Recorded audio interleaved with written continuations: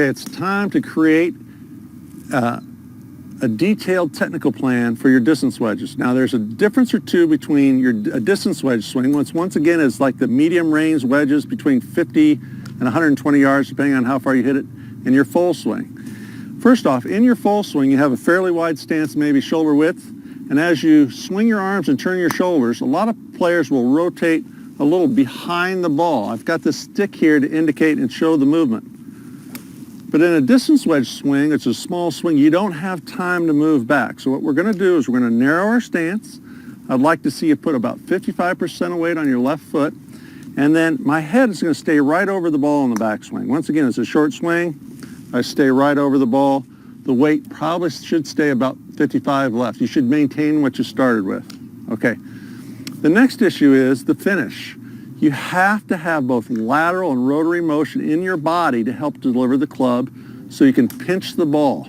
If you don't have that, you're not going to get spin. Your balls will float up in the air, and we don't want that. We want low penetrating shots, and you need that so you don't hit behind the ball, obviously, as well. So, backswing, you stay on the ball, lateral, rotary. By that I mean my right side, right knee, hip, and shoulder are covering the ball, and then I'm going to finish up to what I call my finish line, which is typically the logo on my shirt.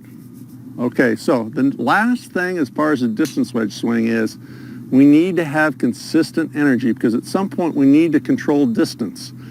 I always feel like a full swing energy is 9 out of 10. If I have a sand wedge here and I can hit it 100 yards, well, I could hit it 105 if I wanted to, but I lose control. That would be 10 out of 10 energy. So instead of 9 out of 10 for a full swing, I'm going to try and do 7 out of 10 for this distance wedge swing, and I'm going to try and be consistent. How do you get good at feeling what 7 out of 10 is? Obviously, you just have to pay attention to it and hit a lot of shots. So I'm going to hit you a shot here and go through it one more time. So narrow stance, a little left. I'm going to stay stacked over the ball, a little lateral and rotary motion. I'm going to hit my finish line, 7 out of 10.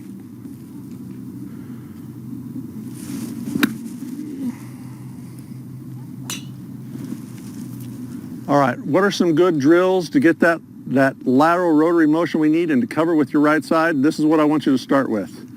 We're going to do a right arm only drill. Grip with your right hand, grab your left thigh, put a ball down. Make a little half backswing. And now I'm going to get my right side to pass my left side relative to the pin. So look like this. My right shoulder, hip, and knee past my left hip.